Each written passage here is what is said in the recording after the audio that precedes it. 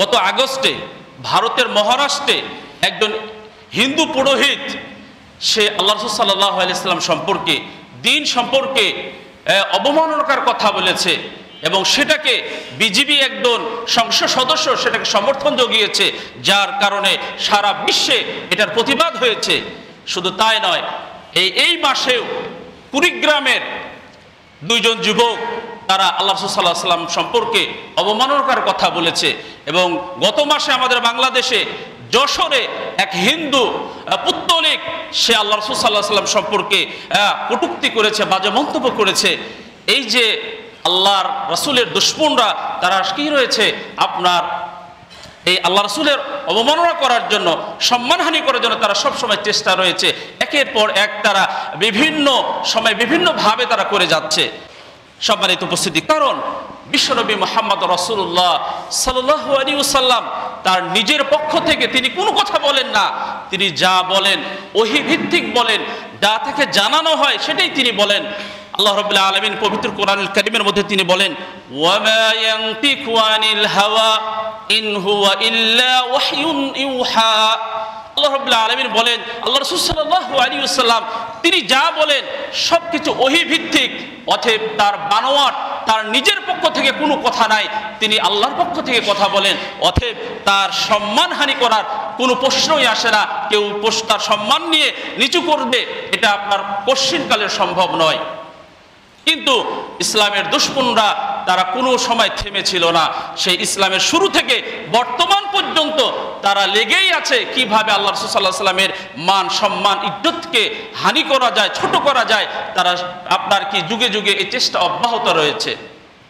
সম্মানিত উপস্থিতি, এই যে প্রত্যেকটা দিন ৫ ওয়াক্ত আপনার আযান দেওয়া হয় সালাতের জন্য, সেখানে আমরা সাক্ষ্য দিই আশহাদু আন্না মুহাম্মাদার রাসূলুল্লাহ। আমরা সাক্ষ্য দিই যে আল্লাহ মুহাম্মদ সাল্লাল্লাহু আলাইহি সাল্লাম আল্লাহর রাসূল। এতে কি তার সম্মান কমে না বাড়ে? আল্লাহ রাব্বুল আলামিন সম্মান বাড়িয়ে দিয়েছেন। সম্মানিত উপস্থিতি, এই জন্য আমরা যদি লক্ষ্য করি তাহলে দেখতে পাবো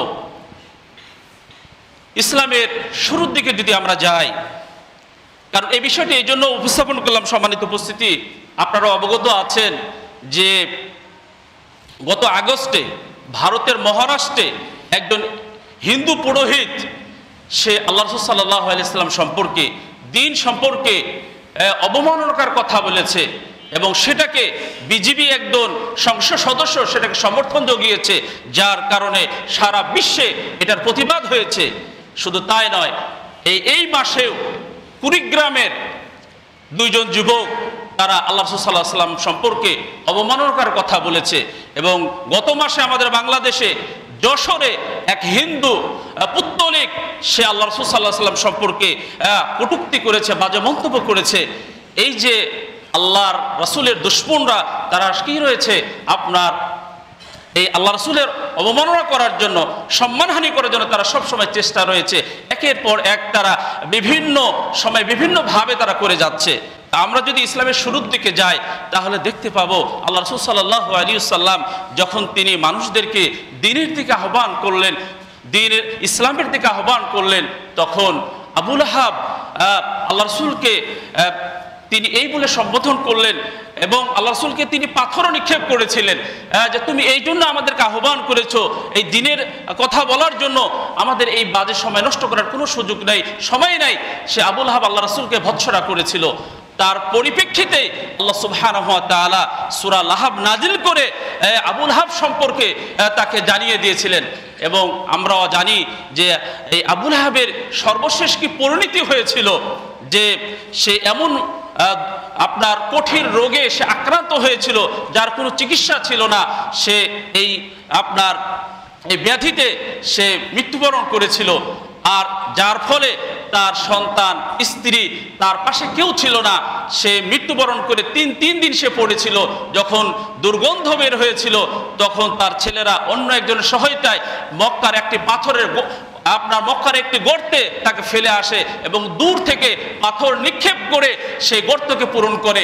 যে আবু লাহাব আল্লাহ রাসূলকে পাথর নিক্ষেপ করতে চেয়েছিল, তার সন্তানরা তাকে পাথর নিক্ষেপ করে সে গর্তে তাকে রেখে এসেছিল। তার কি ভয়াবহ, তার কি কঠিন আপনার কি সে শাস্তি হয়েছিল। তেমনিভাবে তার স্ত্রী আপনার উম্মে জামিল, সেও তার সহযোগী ছিল স্বামীর সদা সর্বদা। আল্লাহ রাসূল, সে কবি ছিল, আল্লাহ রাসূলকে নিয়ে, তার স্ত্রীদেরকে নিয়ে, সাহাবাদেরকে নিয়ে সে মাঝে মাঝে কবিতা রচনা করত এবং আল্লাহ রাসূলকে কষ্ট দেওয়ার জন্য আপনার সেই আল্লাহ রাসূলের রাস্তায় সে কাটা বিছিয়ে রাখত। কিন্তু পরবর্তীতে দেখা গেল তারও কঠিন আপনার কি ভয়াবহ মৃত্যু হয়েছিল। তো সম্মানিত উপস্থিতি, তো যারাই আল্লাহ রাসূল সম্পর্কে আপনার এই আল্লাহ রাসূল সম্পর্কে কটূক্তি করেছে, বাজে মন্তব্য করেছে, তাদের শাস্তি তার দুনিয়াতেই পেয়েছে। আমরা যদি দেখি যে আল্লাহ রাসূল সাল্লাল্লাহু আলাইহি ওয়াসাল্লাম যখন মক্কা থেকে মদিনাতে আসলেন, মদিনাতে আসার পর আপনার এই মদিনার ইহুদি একজন লিডার বা সর্দারে আমরা বলতে পারি, এবং সে ধনাঢ্যশীল ব্যক্তি কাব বিন আশরাফ, সে একজন আবার কবি ছিল। তো সে ইসলাম সম্পর্কে, রাসূল সম্পর্কে সব সময় বাজে মন্তব্য করত এবং এই বিষাদগার করত সাহাবীদেরকে নিয়ে। বিশেষ করে বদর যুদ্ধে যখন এই কুরাইশরা আপনার এই কাফেররা তারা পরাজিত হয়, তখন সে কাব বিন আশরাফ সে বলেছিল যে আমাদের এই দৃশ্য দেখার আগে যাতে আমাদের মৃত্যু হতে, সেটাই ভালো ছিল। সে কাব বিন আশরাফ সে মক্কায় গিয়ে আবার সেই কাফেরদেরকে এই আল্লাহ রাসূলের বিরুদ্ধে উদ্বুদ্ধ করে যুদ্ধের জন্য এবং বিভিন্ন ষড়যন্ত্র করে। আল্লাহ রাসূল সাল্লাল্লাহু আলাইহি ওয়াসাল্লাম একদা তিনি মজলিসে সাহাবারা বসে আছেন, তাদেরকে উদ্দেশ্য করে বললেন যে এই কাব বিন আশরাফ আমাকে অনেক কষ্ট দিচ্ছে, কে আছো তোমাদের মধ্যে তাকে হত্যা করতে পারো। তখন মুহাম্মদ বিন মাসলামা তিনি দাঁড়িয়ে গেলেন, তিনি বললেন, হে আল্লাহ রাসূল, আপনি কি চান যে আমি তাকে হত্যা করি? আল্লাহ রাসূল বললেন, হ্যাঁ তুমি যাও। তখন মুহাম্মদ বিন মাসলামা তিনি আরো কয়েকজন সাথী নিয়ে তিনি রওনা হলেন। আল্লাহ রাসূল সাল্লাল্লাহু আলাইহি ওয়াসাল্লাম তাকে বিদায় জানালেন। যেহেতু সংক্ষিপ্ত সময় বিস্তারিত বলার সুযোগ নেই, তো এই মুহাম্মদ বিন মাসলামা সেই আপনার এই কাব বিন আশরাফের কাছে গেল এবং তাকে বিভিন্নভাবে আপনার সে আগেই অনুমতি নিয়েছিল আল্লাহ রাসূলের কাছে যে আল্লাহ রাসূল, আমি অস্বাভাবিক কিছু কথা বলতে চাই তার সাথে, অর্থাৎ আল্লাহ রাসূলের বিরুদ্ধে কিছু কথা বলে তার আপনার তার সহযোগী হওয়া বা তার কাছে আপনার সহানুভূতি পাওয়ার চেষ্টা করেছিল সে মুহাম্মদ বিন মাসলামা। সেটা আল্লাহর কাছে অনুমতি নিয়েছিল, আল্লাহ রাসূল তাকে অনুমতি দিয়েছিলেন। তো এইভাবে মুহাম্মদ বিন মাসলামা সেই কাব বিন আশরাফ ইসলামের বড় শত্রু সে ইহুদিকে কি করেছিল? হত্যা করেছিল। এবং যখনই তারা এই একেবারে জান্নাতুল বাকিল গারকাত যখন আসলো, তারা উচ্চ ধ্বনিতে আল্লাহু আকবার ধ্বনি তারা দিয়েছিল হত্যা করার পর, এবং আল্লাহ রাসূল তিনি বাসা থেকে শুনতে পেয়েছিলেন, তিনিও আল্লাহু আকবার ধ্বনি দিয়ে তিনি বের হয়েছিলেন। তেমনি ভাবে আরেকজন ইহুদি আপনার আবু রাফে, এটাও ইহুদিদের একজন সর্দার বা লিডার ছিল, সেও আল্লাহ রাসূল সাল্লাল্লাহু আলাইহি ওয়াসাল্লাম সম্পর্কে মাঝে মধ্যে আপনার বাজে মন্তব্য করত, খারাপ কথা বলতো। তখন আপনার এই খাজরাজ গোত্রের আপনার কিছু সাহাবী তারা বললো, হে আল্লাহ রাসূল সাল্লাল্লাহু আলাইহি ওয়াসাল্লাম, যেহেতু কাব বিন আশরাফকে আউসের গোত্রের সাহাবীরা হত্যা করেছে, আমরাও একটু চাই আপনার এই দুশমনকে আমরা হত্যা করতে চাই। আল্লাহ রাসূল সাল্লাল্লাহু আলাইহি ওয়াসাল্লাম তিনি অনুমতি দিলেন এবং দেখা গেল এই আবু রাফে সে বিশাল এক দুর্গের মধ্যে থাকতো। তো এই সাহাবীরা সেখানে গেলেন এবং সেখানে গিয়ে এই গেটের পাশেই তারা সন্ধ্যা পর্যন্ত অপেক্ষা করলেন। যখন সব তার গরু ছাগল পাল যখন ঢুকে গেল, সকল মানুষ যখন প্রবেশ করলো, তিনি ওই গেটের পাশে বসেছিলেন। তখন দারোয়ান বলছে, আর কেউ যদি বাকি থাকো তোমরা দ্রুত চলে আসো। তখন সেই সাহাবী প্রবেশ করলেন এবং প্রবেশ করে তিনি এই একটা আস্থা বলে তিনি লুকিয়ে গেলেন এবং তিনি দেখলেন যে চাবিটা কোথায় রাখা হয়। তো তিনি চাবি সেখান থেকে নিয়ে পর্যায়ক্রমে তিনি কয়েক ধাপ দরজা আপনার অতিক্রম করে তিনি কি করলেন, সেই আবু রাফের কাছে তিনি পৌঁছে গেলেন এবং এইভাবে তিনি শেষ পর্যন্ত এই আল্লাহর রাসূলের দুশমনকে তিনি হত্যা করেছেন। অতএব বলতে চাই যে আল্লাহ রাসূলের সম্পর্কে যারা বাজে মন্তব্য করবে, কটূক্তি করবে, তার একমাত্র শাস্তি হচ্ছে তাকে হত্যা করতে হবে। এটাই বিধান, কারণ ইসলামী শরীয়তের এটাই বিধান।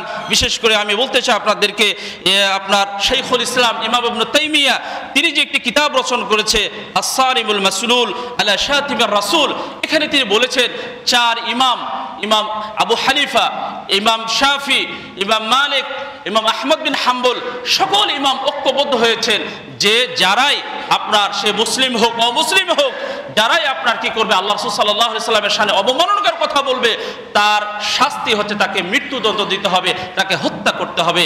আর সম্মানিত উপস্থিতি, আর এই হত্যা করার দায়িত্ব হচ্ছে রাষ্ট্রের। আমি আপনি যদি এগুলো শুরু করে দিই তাহলে দেশে বিশৃঙ্খলা সৃষ্টি হবে, কারণ এটা হচ্ছে রাষ্ট্রের দায়িত্ব, রাষ্ট্রকে আপনার এই কাজ করতে হবে। এই জন্য আমরা মনে করি যে পৃথিবীর যে কোনো ভূখণ্ডে হোক বা আমাদের বাংলাদেশে হোক, আমাদের দেশের আইন এমন কঠোর আইন থাকা দরকার যাতে অদূর ভবিষ্যতে কেউ আল্লাহ রাসূল সাল্লাল্লাহু আলাইহি ওয়াসাল্লামের শানে অবমাননাকর কথা না বলতে পারে।